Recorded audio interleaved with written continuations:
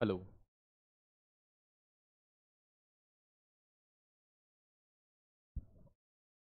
नमस्कार प्यारे दोस्त, मैं राहुल पालीवाल आप सभी का स्वागत करता हूं आपके अपने परिवार रोजगार वतन में। उम्मीद है आप सभी स्वस्थ मस्त और बहुत अच्छे होंगे।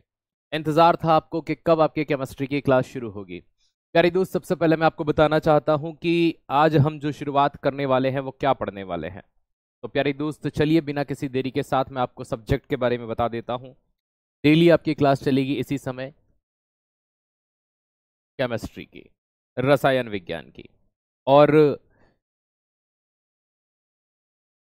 किस तरह से आप केमिस्ट्री को पढ़ेंगे मैं आपको वो भी बता दूंगा कि आप जो केमिस्ट्री पढ़ेंगे वो किस तरह से होगी। अब प्यारे दोस्त, कैसे हैं आप सभी। सबसे पहले मैं आप ये जानना चाहूंगा कि आप सब कैसे हैं। वेरी गुड आफ्टरनून, नमस्कार। बहुत बढ़िया, मैं भी बिल्कुल अच्छा हूं और उम्मीद करता हूं आप सभी भी बहुत अच्छे होंगे। नमस्ते नमस्ते नमस्ते।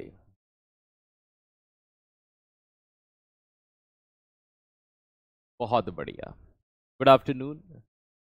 दोस्त, अगर मैं आपको सबसे पहले नॉर्मली कुछ चीजें बता देता हूं कि केमिस्ट्री में हम क्या पढ़ेंगे। तो सबसे पहली चीज, अगर मैं केमिस्ट्री की आपसे बात करता हूं, दूसरी, देखो सबसे पहले पढ़ने का सीक्वेंस बताता हूं।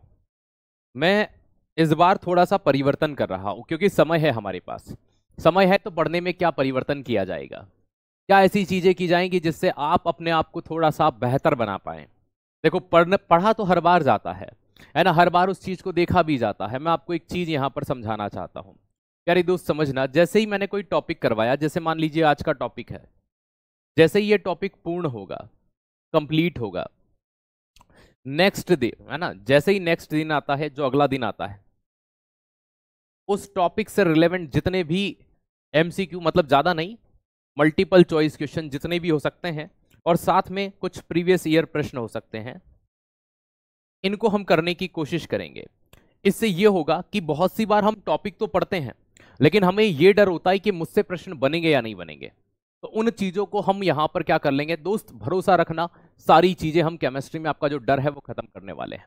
केमिस्ट्री के बाद आपकी फिजिक्स शुरू होगी, तब तक के लिए आप नॉर्मली थोड़ा सा इंतजार करेंगे, वन बाय वन होगा। तो पढ़ेंगे कैसे, जैसे मान लीजिए जो टॉपिक चलेगा वो टॉपिक जैसे ही पूरा होगा, उस टॉपिक के अगले दिन आप रिवीजन करके आएंगे और आपके एमसीक्यू में करवाऊंगा। तो ये तरीका हम फॉलो अप करने वाले हैं। इसमें मैं प्रीवियस ईयर प्रश्न भी लूंगा, और कुछ प्रश्न मैं वो लूंगा जो आपके आने की संभावनाएं हैं। तो उम्मीद है ये चीजें आपको समझ में आ गई।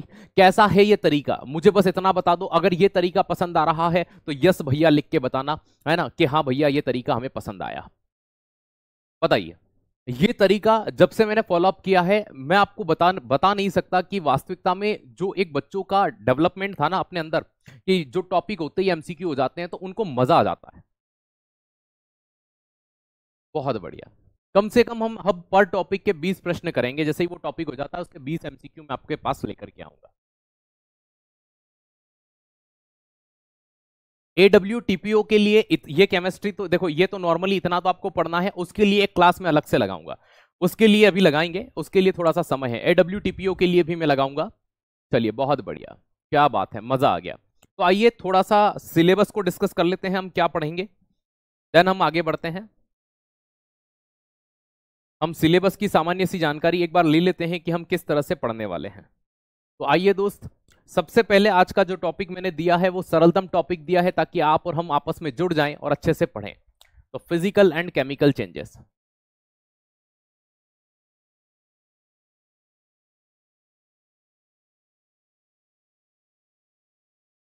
हिंदी और इंग्लिश दोनों में चलेगा, तो निश्चिंत रहिएगा, घबराइएगा नहीं कि भैया क्या होगा।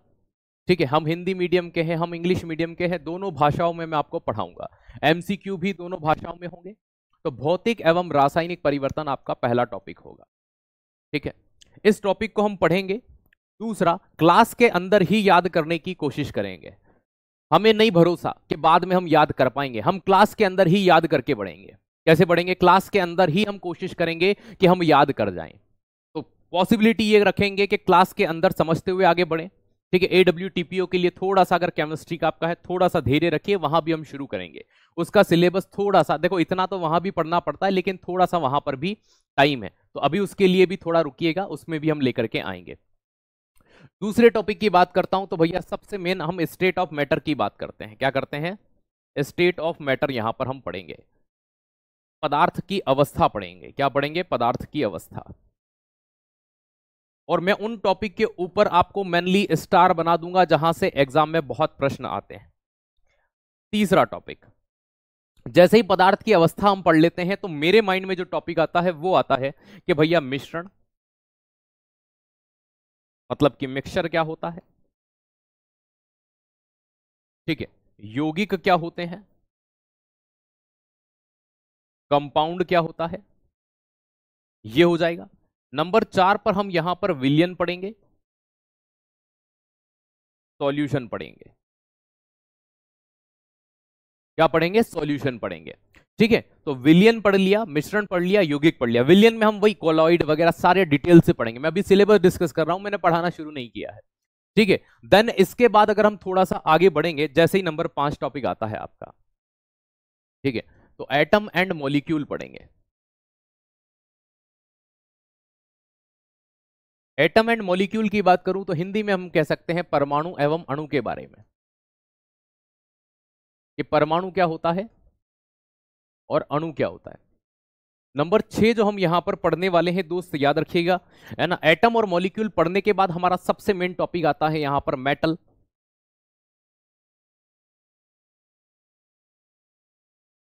Non metal and metalloid.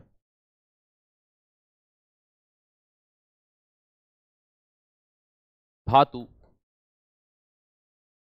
अधातु एवं उपधातु। धातु, अधातु एवं उपधातु को हम पढ़ेंगे। नंबर 7, जैसे ही धातु, अधातु, उपधातु आप पढ़ लेते हैं, फिर मैं आपको यहां पर पढ़ाऊंगा एक टॉपिक जिसे हम कहते हैं फॉर्मूला। ठीक है, सूत्र। अब इसमें आप क्या क्या पढ़ेंगे? तो भैया इसके अंदर आप केमिकल फॉर्मूले,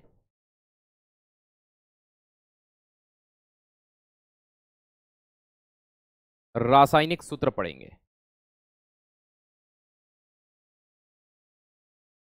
आप इसमें मिश्र धातु पढ़ेंगे,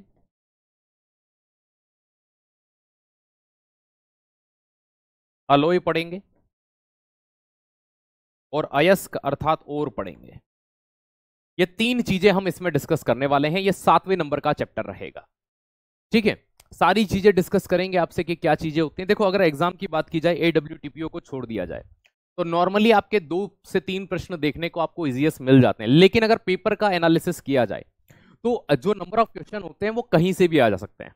जैसे मान लीजिए किसी की पेपर में यहां से आ गया, किसी के पेपर में यहां से आ गया, तो आप ये मत समझना कि 2 नंबर के लिए हम इतना क्यों पढ़ेंगे।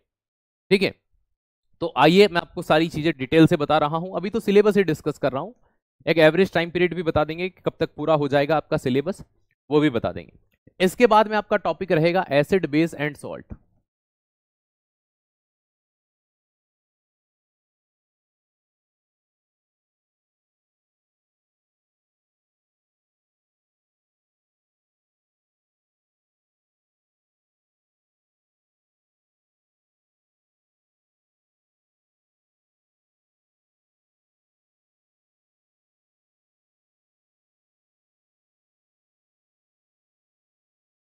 ठीक है, एसिड, बेस एंड सॉल्ट,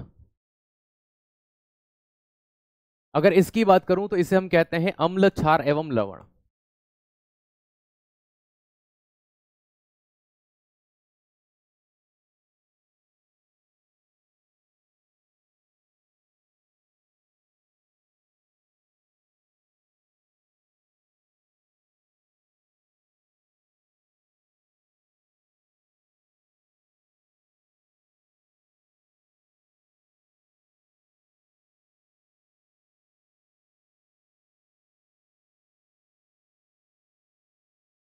ठीक है, अम्ल, क्षार एवं लवण की बात करते हैं।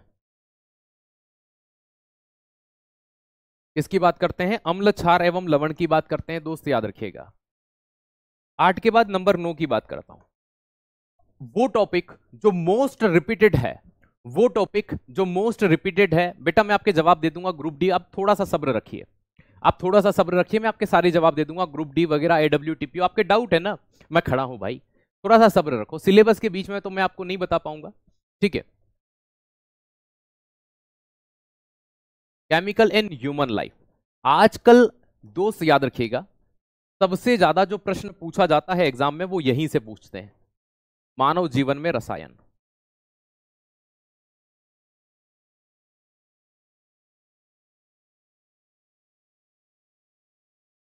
मानव जीवन में रसायन की बात करते हैं। 9 के बाद में 10 आती है आवर्त सारणी,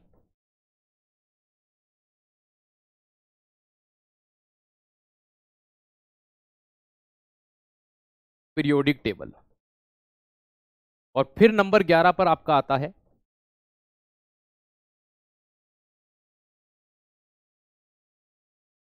कार्बनिक रसायन,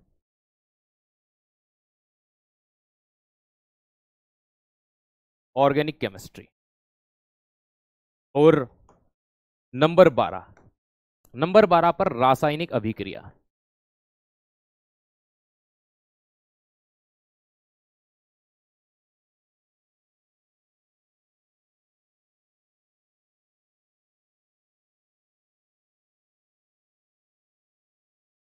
केमिकल रिएक्शन। हमें ये 12 टॉपिक करने हैं। कितने करने हैं? ये 12 टॉपिक हमें टोटल पढ़ने हैं। ठीक है, कितने पढ़ने हैं? ये 12 टॉपिक। देख लीजिए इन्हें अच्छे से। मैंने आपको यहां पर बताया सबसे पहले फिजिकल केमिकल चेंजेस, पदार्थ की अवस्था, मिश्रण, विलयन, 4 ये हो गए। परमाणु एवं अणु, धातु अधातु, फॉर्मूला, ठीक है, अम्ल क्षार लवण, मानव जीवन में रसायन, आवर्त सारणी, कार्बनिक रसायन, रासायनिक अभिक्रियाएं। ये टोटल टॉपिक आपको यहां पर पढ़ना है। मुझे नहीं लगता कि यहां तक कोई दिक्कत आपको होनी चाहिए। अब किसी के माइंड में आ रहा हो सर फ्यूल कहां पढ़ेंगे, ईंधन कहां पढ़ेंगे, वो सब मानव जीवन रसायन में जाता है। आपके माइंड में प्लास्टिक आ रहा हो, प्लास्टिक कहां पढ़ते हैं, वो यहां पढ़ते हैं, सीमेंट यहां पढ़ते हैं, वो सारी चीजें हम इस मानव जीवन रसायन में पढ़ेंगे। चलिए, अब जो बच्चे ये सोच रहे हैं क्या सर यहां से ग्रुप डी का साइंस कवर हो जाएगा, नहीं होगा। ठीक है, ग्रुप डी से यहां का हो सकता है, यहां से ग्रुप डी का नहीं होगा, दोनों के लेवल में डिफरेंस है। पहली चीज मैंने आपको क्लियर कर दी।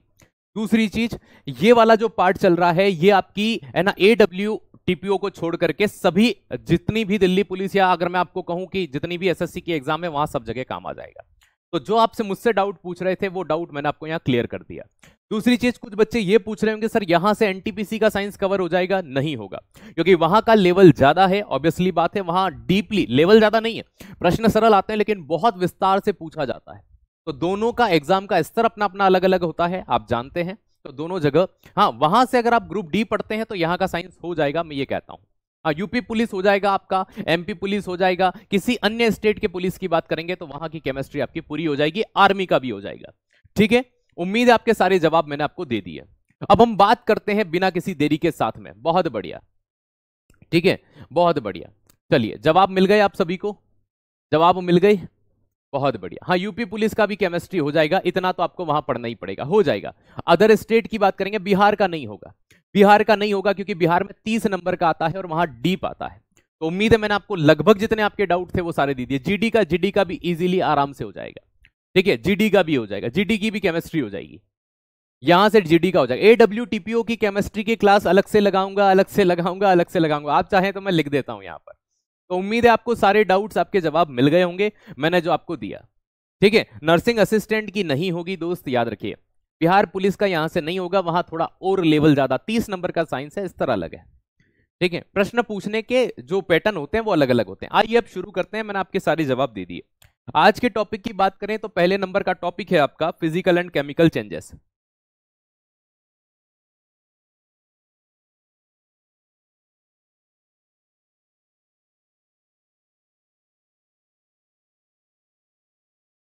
ठीक है, अब आप लोग, अब मैं अंत में 5 मिनट आपके फिर डाउट लूंगा, है ना, तब बात करेंगे। अब आप थोड़ी देर के लिए शांत हो जाइए और फोकस करिए क्लास के ऊपर। भौतिक एवं रासायनिक परिवर्तन। मैं जानता हूं कि आपने बचपन से एक चीज पढ़ी है, और वो क्या पढ़ी है? बचपन से एक चीज पढ़ी है, वो ये पढ़ी है कि जो पुनः उस अवस्था में लौट आए वो भौतिक परिवर्तन होता है। लेकिन दोस्त, मैं आपको कुछ ऐसे रूल पढ़ा दूंगा कि अगर आपने वो चीज उसमें ऑब्जर्व कर ली तो दोस्त यकीन रखिएगा, है ना, आपका 100% ये वाली चीज कभी भी गलत होने वाली नहीं है। सर हम कभी कभी कंफ्यूज हो जाते हैं, मोमबत्ती जलती है वो भौतिक है कि रासायनिक, कभी वो भौतिक मान लेते हैं, कभी वो रासायनिक मान लेते हैं, कभी दोनों मान लेते हैं। मैं क्या कह रहा हूं कि बस इंतजार करो, फोकस क्लास पे करो। अब 2 मिनट, 5 मिनट, 10 मिनट, 15 मिनट, अब कमेंट करना आप बंद कर दीजिए प्यारे दोस्त। अरे दोस्त, सिर्फ दिल्ली पुलिस में जितनी भी ब्रांच है आपकी, है ना, सिर्फ AWTPO को छोड़कर सभी में ये केमिस्ट्री काम में आएगी, आपके सभी में आएगी, तो घबराइए मत। ठीक है, चलिए शुरुआत करते हैं। सबसे पहले भौतिक और रासायनिक परिवर्तन की बात करते हैं। देखो, सबसे पहले मैं आपको यहां पर भौतिक परिवर्तन के बारे में बताता हूं कि क्या चीज होती है। भौतिक परिवर्तन, केमिकल चेंज।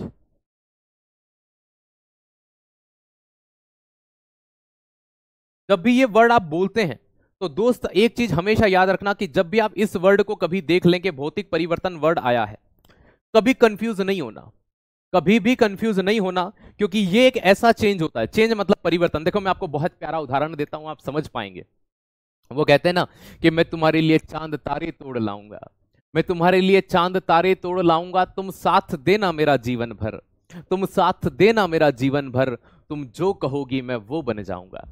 ठीक है, तो भैया ये जो व्यक्ति है ना, ये चाह रहा है कि इसके जीवन में कोई परिवर्तन नहीं आए, है ना, ये किसी दूसरे की ओर अग्रसर नहीं हो, वो एक ही को चाहता है।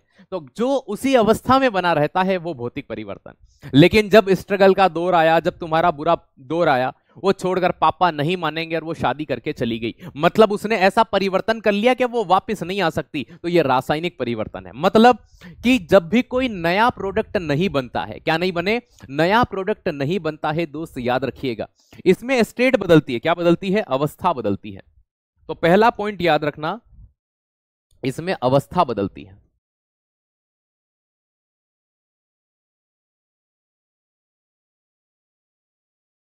अवस्था बदलती है, चेंजेस इन स्टेट।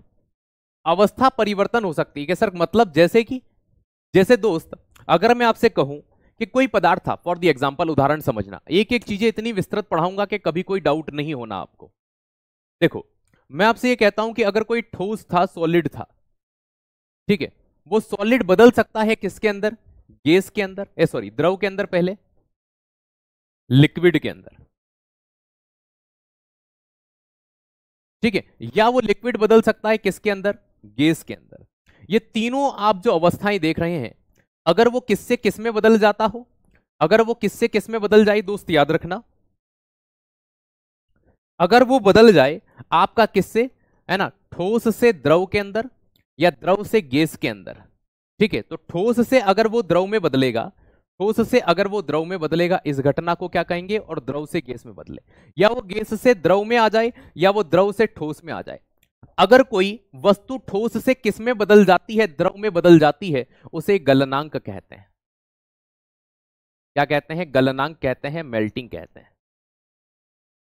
तो जैसे कि कोई मेल्ट हो जाए, वो भौतिक परिवर्तन। अवस्था बदली ना, ठोस से द्रव में गया, सॉलिड से लिक्विड में गया, ठीक है, सॉलिड से लिक्विड में। मैं नहीं पढ़ाऊंगा पीडीएफ से बेटा, मैं हैंड रिटन ही पढ़ाऊंगा, ठीक है। द्रव से गैस में जाना, द्रव से अगर कोई गैस में गया तो दोस्त याद रखना कौन सी कंडीशन होगी? वेपोराइजेशन या इवोपरेशन।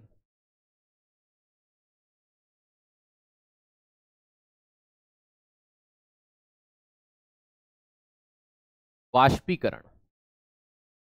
अगर कोई गैस से द्रव में आ गया तो उसे क्या कहेंगे? संघनन। सबके एग्जाम्पल दूंगा। कंडेंसेशन। अगर कोई द्रव से ठोस में आ जाए तो उसे क्या कहते हैं? हिमांक। फ्रीजिंग। क्या कहते हैं? फ्रीजिंग। ये सभी घटनाएं तो देखना फिर से, अगर मैं कह दूं कि सर हमने एक और पढ़ा है, कि क्या पढ़ा है? वो सब्लिमेशन टाइप का कुछ होता है, ऊर्ध्वपातन, वो क्या होता है वो भी बताते हैं। देखो समझना, अगर कोई ठोस से सीधा किस में बदल जाए? गैस में बदल जाए, या गैस से कोई किस में आ जाए?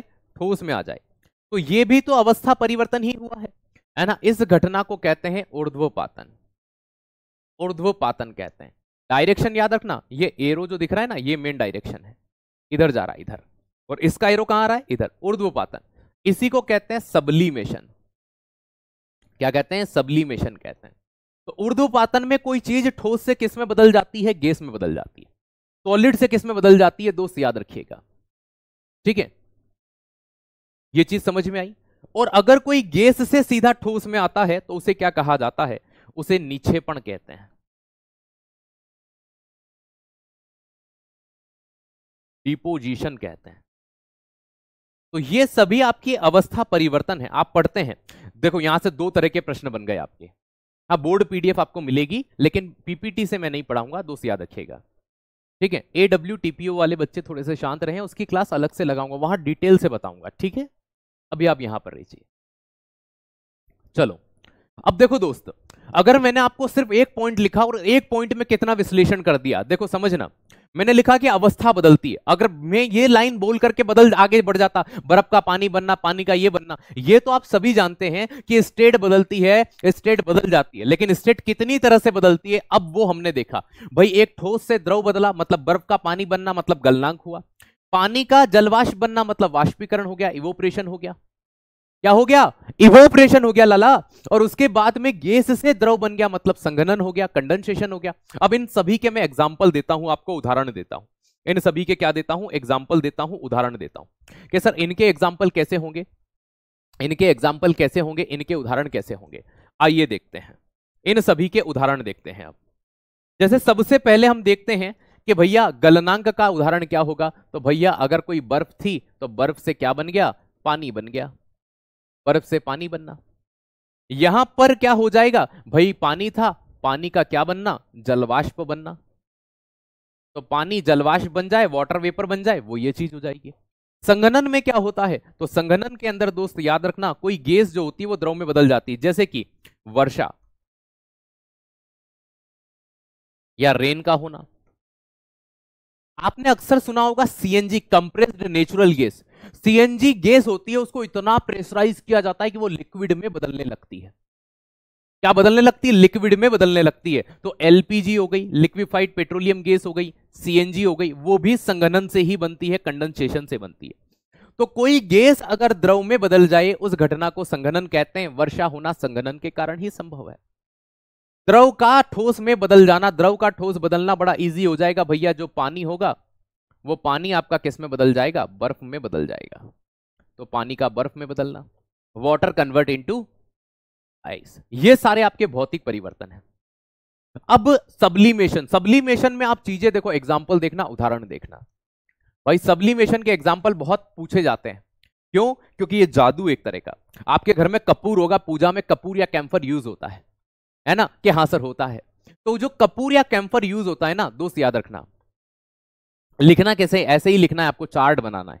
क्योंकि अगर मैं इस चीज को अगर आपको डिटेल से एक एक बताऊंगा ना, तो आप ज्यादा दिक्कत में आ जाओगे। आप चार्ट बनाओगे तो आपको एक ही चीज में कम है ना। मैं चाहता तो इनको अलग अलग भी पढ़ा सकता हूं, लेकिन आप चार्ट बनाओ। चार्ट में ये है कि ये चीजें आपकी 1.5 पेज में जाएगी जो एक चार्ट में कंप्लीट हो रही है। तो आप इसी तरह से बनाओ भाई। ठोस, द्रव और गैस लिखो, पहले इधर गलनांक बनाओ, फिर इधर वाष्पीकरण बनाओ, फिर संघनन बनाओ। बस एज इट इज जैसे मैंने बनाया वैसे आप बनाइए। ये चार्ट ही बनाना है, ठीक है, थ्योरी नहीं। जितना नोट्स का मतलब होता है जितना कम चीजों में जितना विस्तृत पढ़ा जाए उसे नोट्स कहते हैं, ठीक है। आइएगा उदाहरण के लिए, जैसे कपूर। भाई कपूर का उड़ना, ठीक है, कपूर का उड़ना भौतिक है, जलना नहीं। कपूर उड़ेगा ठोस से सीधा गैस में, खुला छोड़ देना कैंफर को, ठीक है सर। आपने ड्राई आइस का नाम सुना होगा, ड्राई आइस अर्थात शुष्क बर्फ, ठीक है। ड्राई आइस अर्थात शुष्क बर्फ या ठोस, है ना, या इसी को क्या कहते हैं? Solid carbon dioxide. तीनों एक ही है, ड्राई आइस भी वही है, ठीक है। आपने देखा होगा कि शादियां होती हैं अक्सर, है ना, शादियां होती हैं तो दूल्हा दुल्हन की एंट्री होती है साहब, ठीक है। तो आइट साइड में धुआं धुआं होता है, ठीक है। पेन कलर थोड़ा डार्क कर लीजिए, और डार्क करना है, ठीक है भैया, बदल देते हैं, ये लो, ठीक है। वो कलर कर लेते हैं जो बोर्ड पर बहुत अच्छे से दिखते हैं।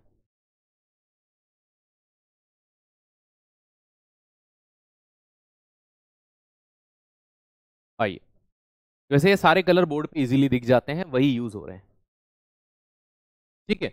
अब यहां देखना, है ना, तो वो जो होता है ना ड्राई आइस, वो ड्राई आइस यही होती है जो धुआं धुआं होता है ना, ऐसा लगता है कि हम इंद्रलोक में साहब, अब हमारी जो उर्वशी है वो आ रही है, उससे हमारी शादी हो रही है। तो वो सारी चीजें यहाँ ये होती है।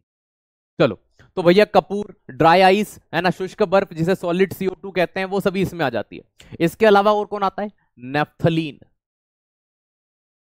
सर ये क्या होता है? बेटा आपने अक्सर वो ओडोनिल देखा होगा, फिनाइल की गोली देखी होगी, सफेद वाली मम्मियां कपड़ों में डालती हैं, वो धीरे धीरे छोटी होती जाती है, तो अपन चूस के थोड़ी फेंकते हैं उसको कि हाँ सर। तो वो जो होता है ना नेफ्थलीन, मतलब फिनाइल की गोली, नेफ्थलीन हिंदी इंग्लिश दोनों में नेफ्थलीन ही बोलते हैं, फिनाइल की गोली। और क्या होता है भैया? एंथ्रासाइन,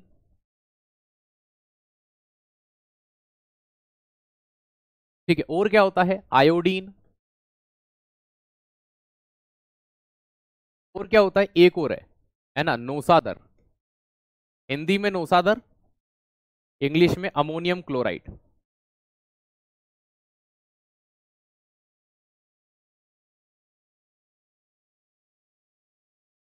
NH4Cl।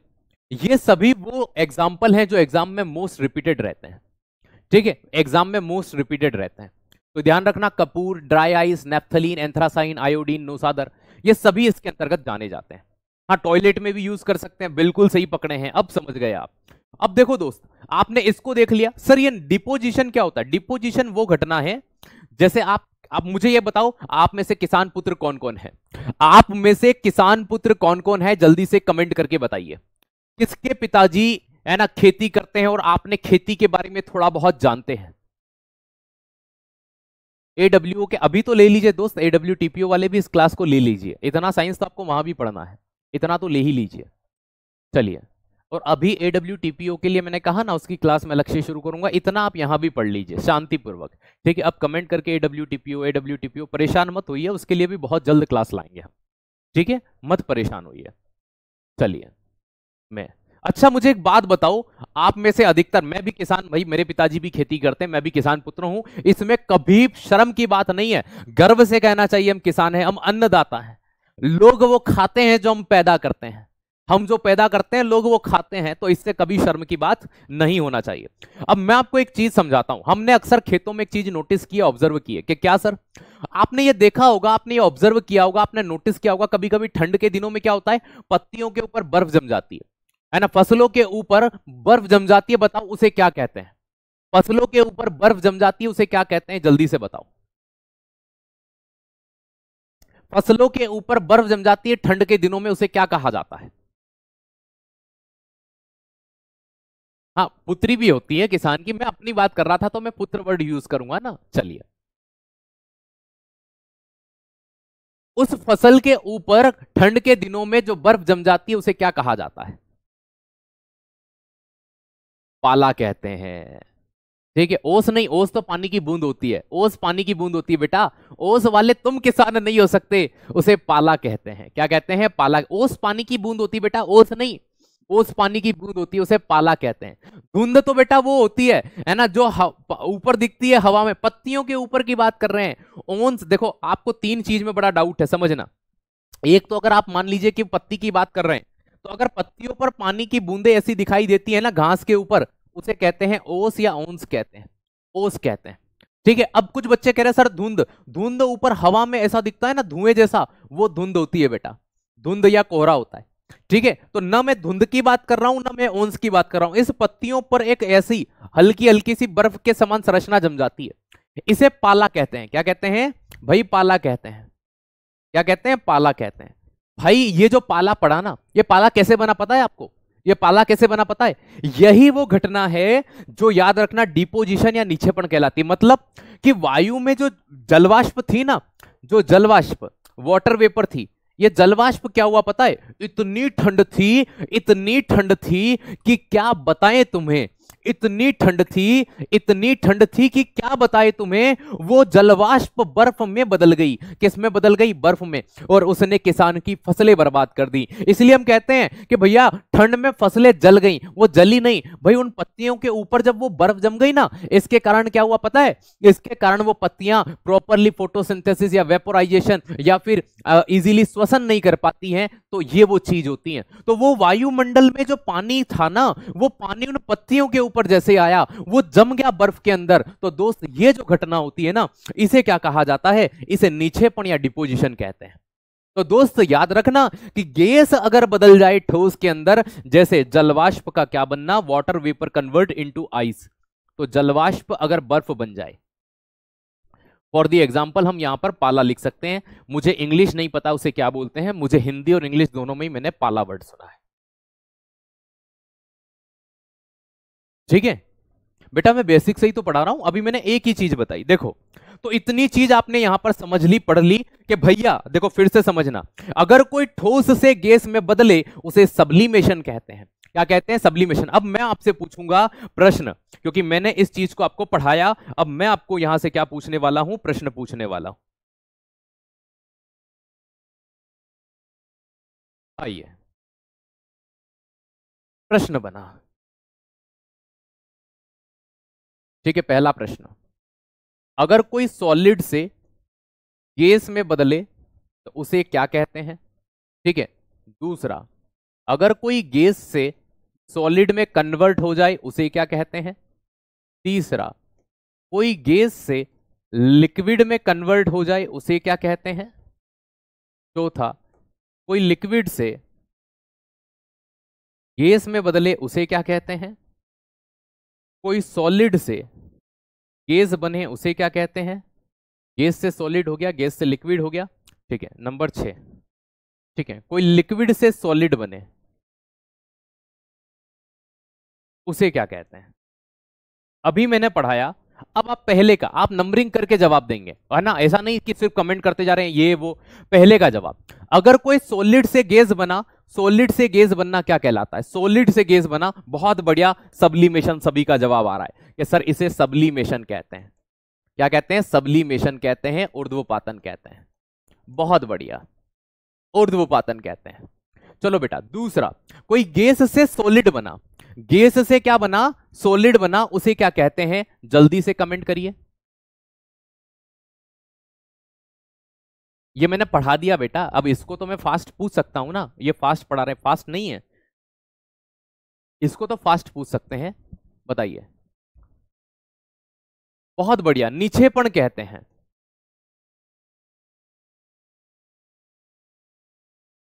डिपोजिशन कहते हैं। चलो, गैस से लिक्विड बनना, गैस से कोई लिक्विड बना उसे क्या कहते हैं?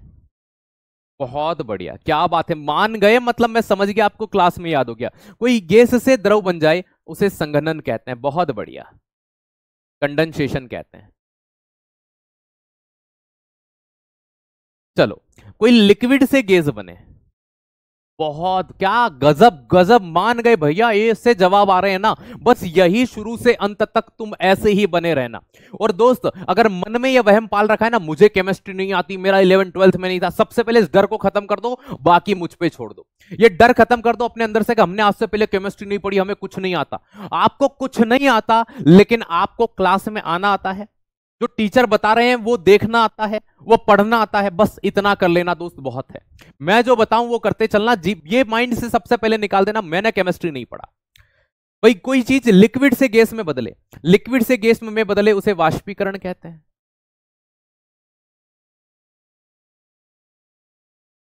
इवोपरेशन कहते हैं। सॉलिड से गैस में आना, भाई सॉलिड से गैस में आना तो हो ही गया ऑलरेडी हमारा, सब्लिमेशन।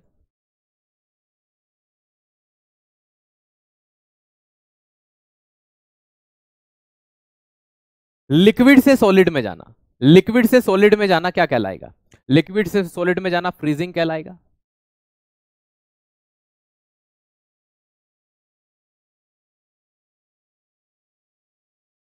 हिमांक कहलाएगा।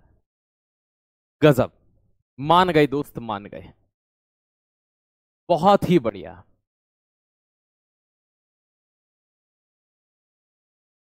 बहुत बढ़िया, गजब। चलो, हम पढ़ रहे थे भौतिक और रासायनिक परिवर्तन, पहली चीज पढ़ी हमने कि अवस्था बदलती है, सीख गए हम पहला पॉइंट भौतिक और रासायनिक परिवर्तन का। अब हम यहां पर दूसरा पॉइंट पढ़ते हैं।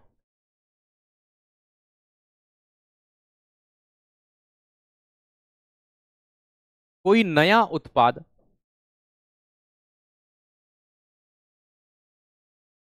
नहीं बनता है।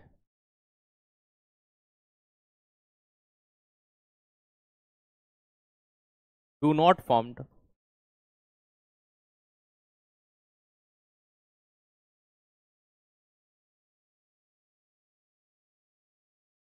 New product. देखो, भौतिक परिवर्तन के अंदर कभी भी कोई नया उत्पाद नहीं बनता। जैसे कि आप यहां समझना, एग्जाम्पल समझिएगा। अगर कोई बर्फ थी, क्या थी? बर्फ। बर्फ से पानी बना, पानी से जलवाष्प बनी। क्या बनी? जलवाष्प। इस जलवाष्प से भले आपने वापस से पानी बनाया और पानी से वापस बर्फ बनाया। मुझे एक बात बताओ कि इस पानी का फॉर्मूला भी क्या था? H2O। इस जलवाष्प का भी फॉर्मूला क्या था? H2O। इस बर्फ का भी फॉर्मूला क्या था? H2O। मतलब कुल मिलाकर के अगर हम सिर्फ अवस्था बदल रहे हैं, कोई नया प्रोडक्ट बना क्या यहां पर? कोई नया प्रोडक्ट बना क्या यहां पर? कि सर नहीं बना। लगभग आपकी क्लास जो है सप्ताह में 5 दिन चलती है, मंडे टू फ्राइडे। ठीक है, मैं एमसीक्यू भी करवाऊंगा आपको साथ के साथ, तो लगभग मान लीजिए कि आपकी क्लास है ना, लगभग 2 महीने, मतलब 40 क्लास के आसपास में आपकी लूंगा विद एमसीक्यू, है ना। 40 क्लास अधिकतम लूंगा, न्यूनतम आपका जो सिलेबस है वो 35 क्लास में कंप्लीट हो जाएगा विथ एमसीक्यू करवाने पर। अगर एमसीक्यू हटा दूं तो यही ड्यूरेशन आपका लगभग आ जाता है 30 क्लास से भी कम पे, 25 से 30 के बीच में। लेकिन मैं हर टॉपिक के बाद एमसीक्यू कराऊंगा, तो वो एमसीक्यू जो होंगे लगभग लगभग हर बार हर टॉपिक के बाद में 30-40 मिनट की खपत करेंगे। ठीक है, तो मैंने आपको एक क्राइटेरिया दे दिया है कि कब तक ये पूरा होगा। चलो, आज पहली क्लास है, तो कोई नया उत्पाद बना क्या? कि नहीं बना, तो कोई नया प्रोडक्ट नहीं बनता। दूसरा, सबसे मेन तीसरी चीज याद रखना,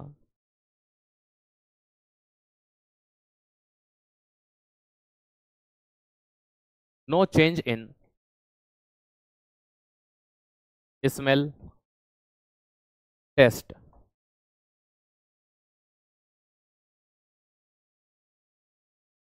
स्वाद एवं गंध नहीं बदलती।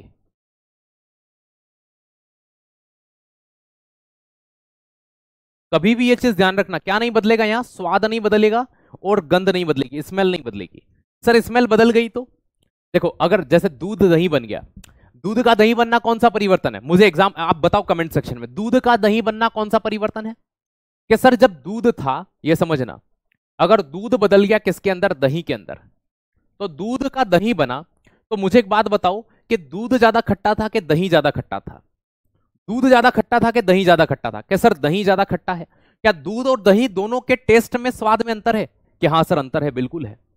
जब दोनों के टेस्ट में अंतर है, दोनों के स्वाद में अंतर है, मतलब कि जब जब स्वाद बदलता है तब तक रासायनिक परिवर्तन होता है। भौतिक परिवर्तन के अंदर ना तो कभी टेस्ट बदलेगा, न कभी स्मेल बदलेगी।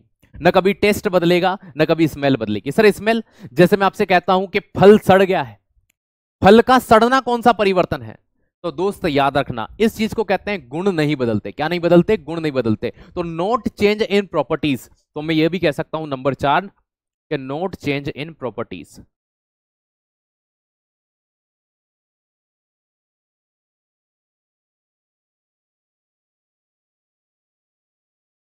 तो दोस्त याद रखना, नोट चेंज इन प्रॉपर्टीज, है ना, तो गुण नहीं बदलते हैं।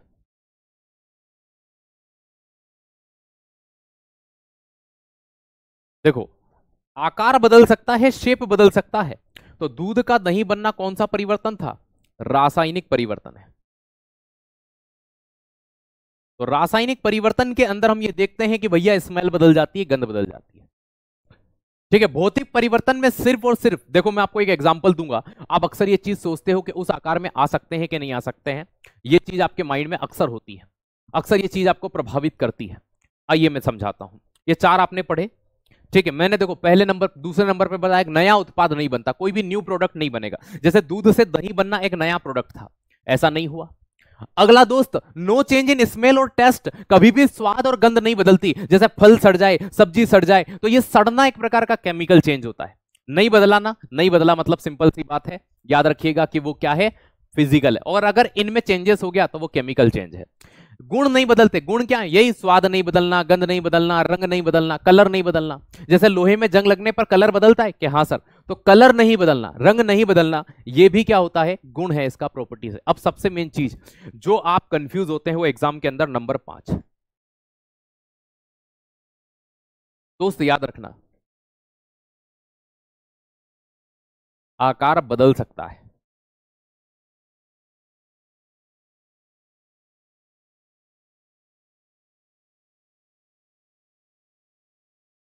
Change in shape, change in shape कि सर आकार बदल सकता है मतलब? अरे भैया मुझे एक बात बताओ कि आप कहते हो कि बर्फ थी आपके पास, आइस थी कि हाँ सर, अब वो बर्फ आपने बदल दी किसके अंदर? पानी के अंदर। तो मुझे एक बात बताओ कि जो पानी है और जो बर्फ है आपका, अब बर्फ का अपना एक आकार होता है भाई, ये सॉलिड है और ये लिक्विड है, तो भैया इन दोनों के आकार बदले कि नहीं बदले? कि सर बदले, आकार बदल सकता है, आकार बदल सकता है दोस्त, याद रखिएगा। तो यहां पर क्या हो रहा है? आकार बदल सकता है। अब देखो यहां पे जो प्रश्न होता है, मैं आपसे क्वेश्चन पूछ रहा हूं,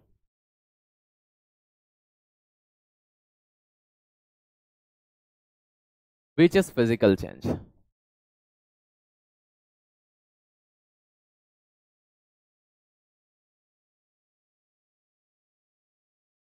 कौन सा?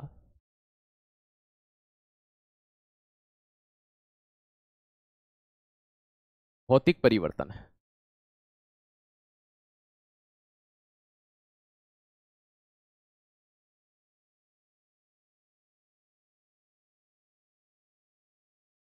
कागज का फटना,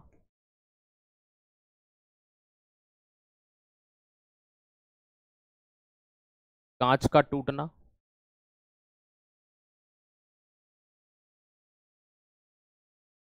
प्लास्टिक का मुड़ना, और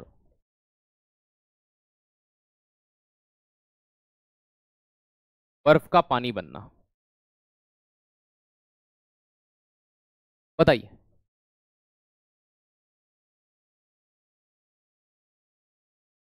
क्या सही जवाब होगा?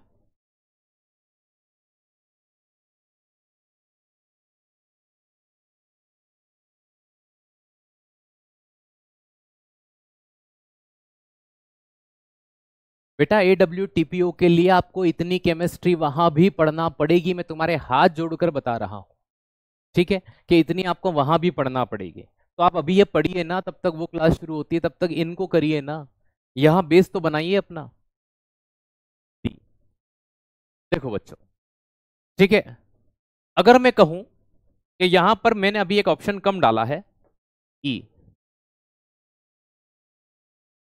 ऑल ऑफ दिस,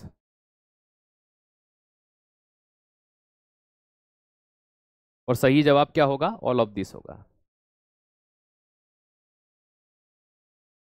अब देखो मैंने क्या कहा, रघुकुल रीत सदा चली आई, देह रटा, है ना, रट्टा आपने इतना रटा, लेकिन इस पॉइंट को समझा नहीं। आकार बदल सकता है बेटा, आकार बदल सकता है। देखो समझना कैसे, समझना कैसे, कागज का फटना, एक कागज लेकर फाड़ दिया, क्या कागज के गुण बदले? मुझे एक बात बताओ, क्या कागज के कोई नया उत्पाद बना, न्यू प्रोडक्ट बना? कैसे नहीं बना। क्या उसका कोई गुण बदला? कैसे ही नहीं बदला। कागज के दो ही तो टुकड़े हुए ना, तो कागज को फाड़ना, पन्नी को फाड़ना, कपड़े को फाड़ना भौतिक परिवर्तन होगा। मोम के दो टुकड़े कर देना भौतिक परिवर्तन होगा, फिजिकल चेंज होगा। क्या होगा? फिजिकल चेंज होगा। तो भैया भौतिक परिवर्तन है। कागज फटा है बेटा, दो टुकड़ों में बटा है, कागज फटा है, दो टुकड़ों में बटा है, भौतिक परिवर्तन होगा। आई बात समझ में? दूसरा, कांच का टूटना, मुझे एक बात बताओ कि कांच टूट गया तो क्या कोई नया प्रोडक्ट बन गया? कि नहीं सर, बड़ा कांच था छोटे टुकड़ों में बट गया। तो कांच का टूटना भौतिक परिवर्तन है। आप लोगों के माइंड में पता है यहां पर आपने इनको क्यों गलत किया?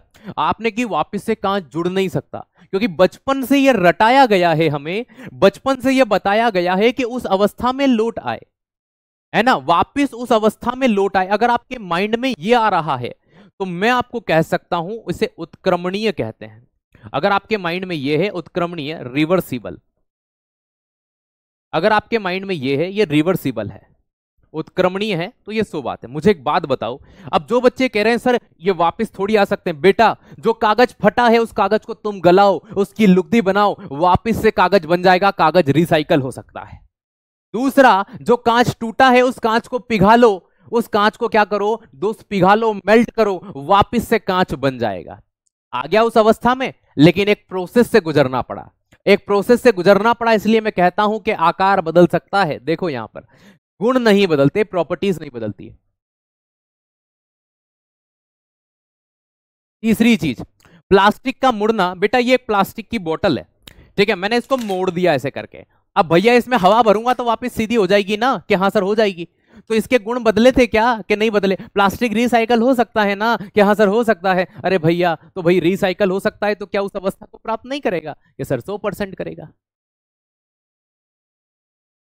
बात समझ में आई? मेरी क्लास में कंफ्यूज हो जाना, ठीक है, पेपर में नहीं होना। पेपर में नहीं होना दोस्त, याद रखना। मैं आपको उन हर डाउट में, जहां जहां आप पेपर में कंफ्यूज होते हो ना, वो सारे मैंने एक फॉर्मेट रेडी कर लिया हर चैप्टर में कि आप कहां पर कंफ्यूज होते हो पेपर के अंदर, और उन कंफ्यूजन को मैं क्वेश्चन में डाल करके आपके सामने पोस्टमार्टम करूंगा, क्योंकि यहां कंफ्यूजन दूर, जीवन में कभी नहीं बचेगा फिर।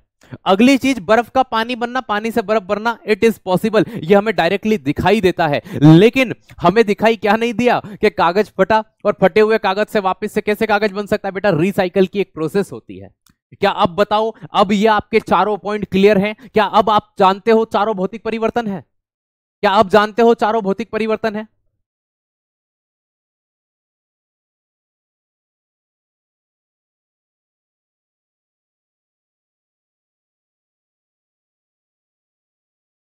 क्या अब आप जानते हो? कम्मा खड़ी भाई, चलो यहां तक सारी चीजें क्लियर हैं, बस मुझे इतना बता दो।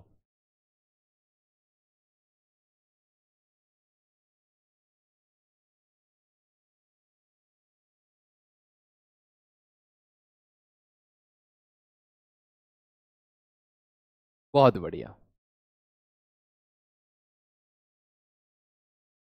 चलो फिर हम आपसे कुछ पूछ लेते हैं, एक प्रश्न पूछ लेते हैं।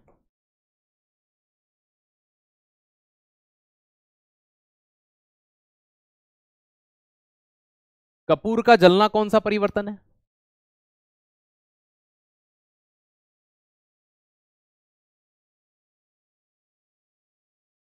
तार का गर्म होना कौन सा परिवर्तन है?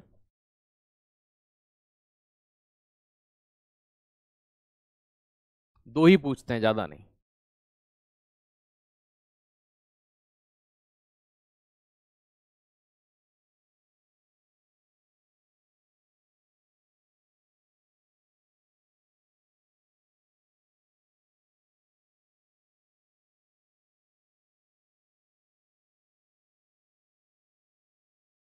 कपूर का जलना आपका केमिकल होगा, ठीक है, लेकिन अगर ये बोल देते कपूर का उड़ना, तो कपूर का उड़ना सब्लिमेशन होता है। क्या होता है? सब्लिमेशन, ऊर्ध्वपातन होता है, अभी हमने देखा था।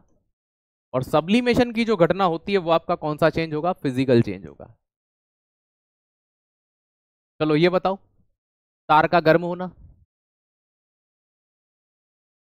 सेकंड वाले का बताओ।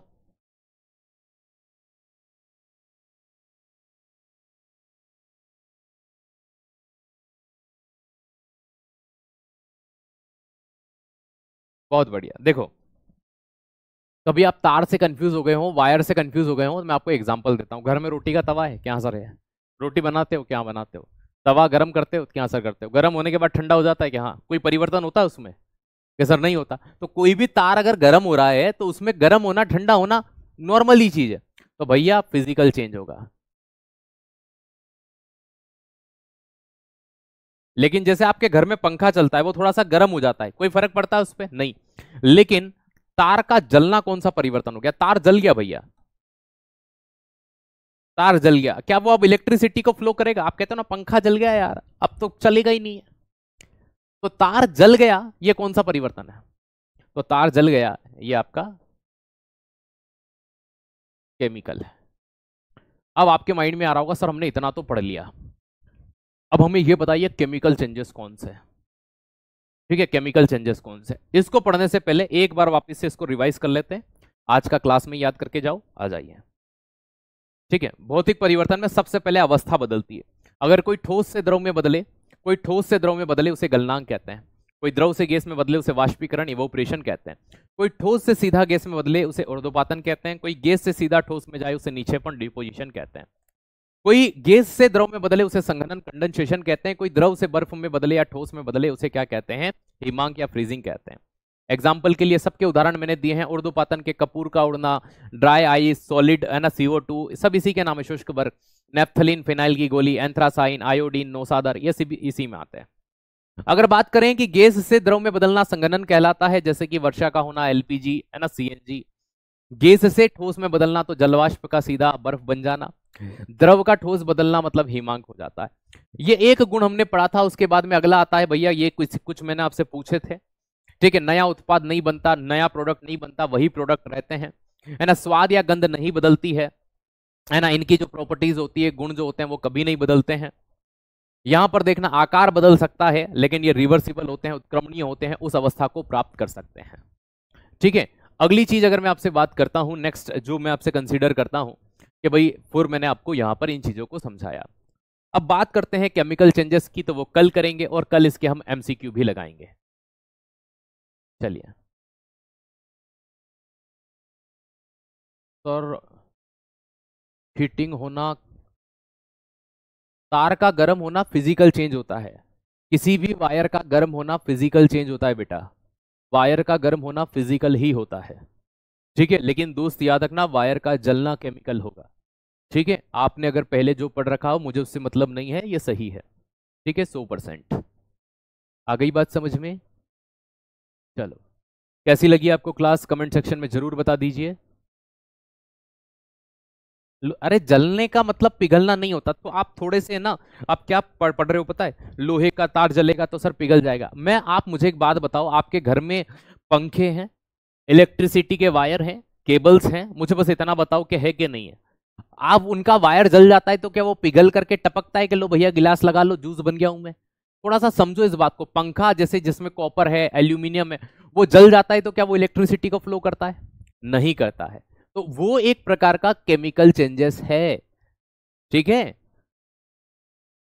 पिघलने के लिए तापमान बढ़ाना पड़ता है, जलाना नहीं पड़ता। जलना अलग चीज है, मेल्ट होना अलग चीज है। अगर आप कह रहे हो लोहे के तार का पिघलना, वो भौतिक परिवर्तन है। मैं जलने की बात करता हूं, मैं बर्न होने की बात कर रहा हूं, ठीक है। जलना अलग चीज है, पिघलना अलग चीज है। क्या सर मतलब? मोमबत्ती जल रही है, रासायनिक परिवर्तन, मोमबत्ती पिघल रही है, भौतिक परिवर्तन। आया समझ में? जलना अलग है, पिघलना अलग है, दोनों को मत घुसाओ इधर उधर। चलो, बाकी का आपको केमिकल चेंजेस का डाउट थोड़ा सा है, वो कल हो जाएगा और इसके MCQ कल कर लेंगे। Thank you. आज की क्लास यहीं पे विराम करते हैं, मैं लूंगा इजाजत। कल मिलते हैं 2 बजे, तब तक के लिए आप स्वस्थ रहें, मस्त रहें। धन्यवाद। जय हिंद, जय भारत।